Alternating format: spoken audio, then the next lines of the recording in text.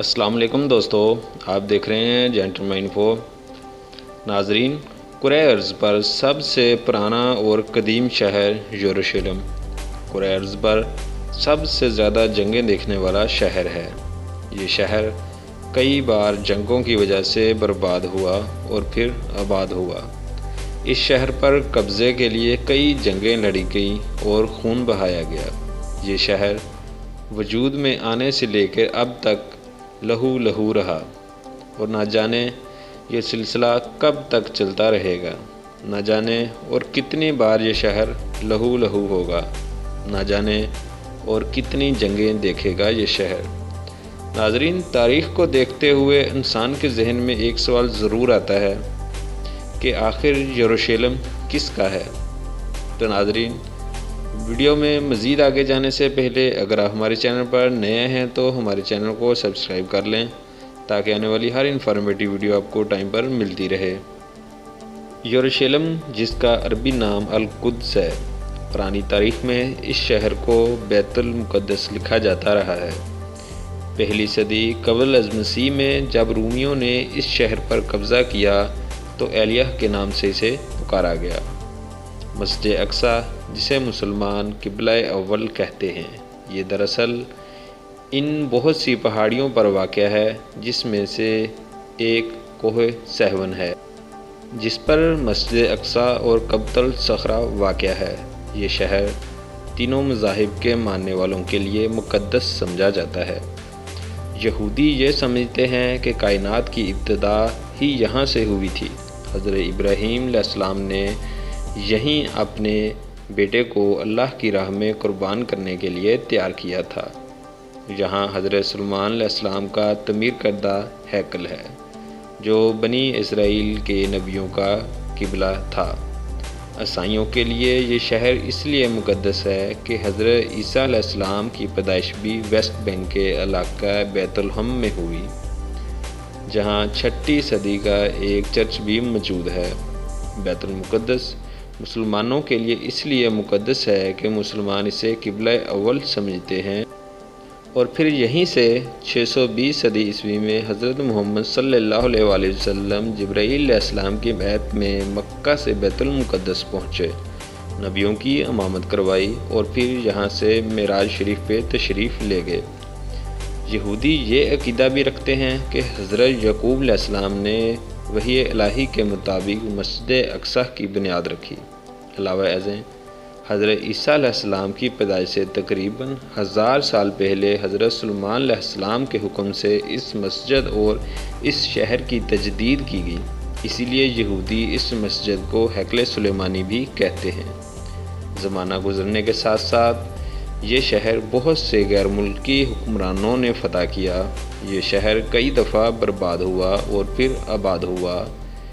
639 صدی عیسوی میں حضرت عمر فاروق رضی اللہ عنہ کے دور خلافت میں اس شہر پر عیسائیوں کے ساتھ ایک معاہدے کے نتیجے میں یہاں مسلمانوں کا قبضہ ہو گیا۔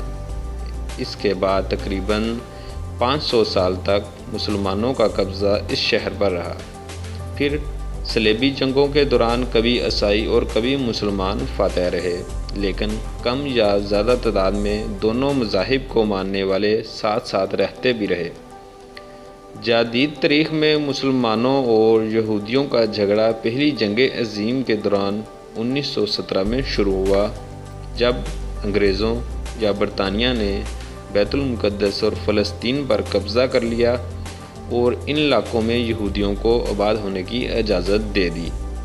چنانچہ پوری دنیا سے یہودیوں نے یہاں آ کر آباد ہونا شروع کر دیا اور انہوں نے فلسطینیوں کی زمینیں بھی خریدنا شروع کر دیں۔ پھر اقوام متحدہ کی جنرل اسمبلی نے فلسطین کو عربوں اور یہودیوں میں تقسیم کر کے 2 ملکوں میں بانٹ دیا۔ 1948 میں یہودیوں نے اسرائیل کے قیام کا اعلان کیا تو یہیں سے عرب اسرائیل جنگ چھڑ گئی۔ فلسطین 2 حصوں میں تقسیم کیا گیا تو یروشلم یا بیت المقدس شہر کے بھی 2 حصے کیے گئے۔ مشرقی حصہ فلسطینیوں کے لیے جبکہ مغربی حصہ یہودیوں کے حوالے کیا گیا۔ آج بھی مسجد اقصیٰ کے تمام انتظامی معاملات اردن کے پاس ہیں، لیکن 1967 کی جنگ میں اسرائیل نے یروشلم کے مشرقی حصے پر بھی قبضہ کر لیا جو فلسطینیوں کے لیے تھا، اور عالمی برادری آج بھی اس قبضے کو غیر قانونی سمجھتی ہے۔ اسی لیے اسرائیل کو تسلیم کرنے والے سبھی ممالک نے اپنے سفارتخانے یروشلم کی بجائے تل ابیب میں ہی قائم رکھے ہوئے ہیں۔ لیکن 2 سال قبل سابق امریکی صدر ڈونلڈ ٹرمپ نے اس روایت کو توڑتے ہوئے امریکی سفارتخانہ یروشلم میں قائم کرنے کا اعلان کیا۔ اس طرح امریکہ یروشلم کو دارالحکومت تسلیم کرنے والا دنیا کا پہلا ملک بنا۔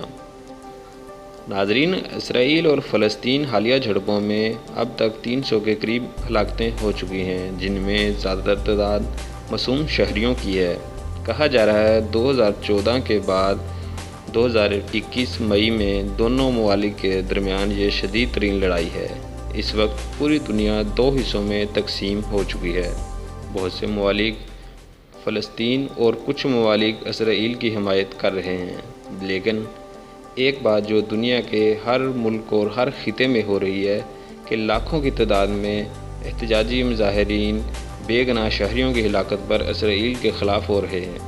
اس کی وجہ یہ ہے، اکثریت لوگوں کا ماننا ہے، اگر حماس کی طرف سے اسرائیلی شہروں پر راکٹ پھینکے بھی گئے ہیں تو اسرائیل کو بھی حق ہے کہ وہ اپنے دفاع میں حماس کے ٹھکانوں کو نشانہ بنائے، نہ کہ بے گناہ فلسطینی شہریوں کے اوپر بم برسائے۔ آج صورتحال یوں ہے، سلامتی کونسل اور OIC سمیت بہت سے اجلاس اس انسانی المیہ کو روکنے کے لیے ہوئے، لیکن یہ سب بے نتیجہ رہے۔ پاکستان، ترکی سمیت دیگر مسلمان ممالک کی اسمبلیاں میں مذمتی قراردادوں اور زبانی جمع خرچ کے سوا کوئی مثبت قدم اس معاملے پر نہیں اٹھا سکیں۔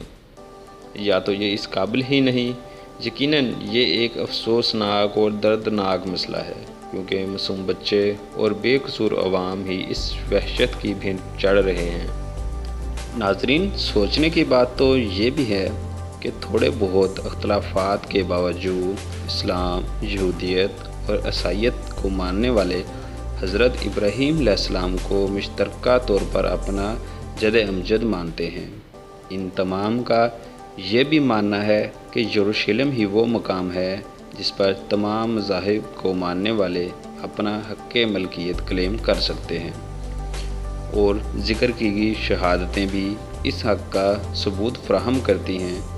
تو پھر سب کو اس بات کا ادراک بھی ہے کہ کوئی بھی فریق اپنے اس مطالبے سے پیچھے نہیں ہٹے گا، جیسا کہ کم و بیش کوئی 3000 سال کی تاریخ اس حقیقت کی گواہی دے رہی ہے۔ تو پھر کیوں نہ اس شہر اور اس خطے کی عزت و تکریم کو مد نظر رکھتے ہوئے کوئی ایسا قابل عمل حل تلاش کر لیا جائے جو ہر فریق کے لیے قابل قبول ہو۔ یہ سوچا جائے اور طے کیا جائے کہ یہ خطہ بے شمار انبیاء کرام اور مصلحین کا مسکن رہا ہے، یہاں پر نیک ہستیوں کی یادگاریں جا بجا موجود ہیں۔ اگر ہم اپنے سوال پہ نظر ڈالیں کہ یروشلم آخر کس کا ہے، تو اس سوال کا جواب شاید کوئی نہ دے سکے۔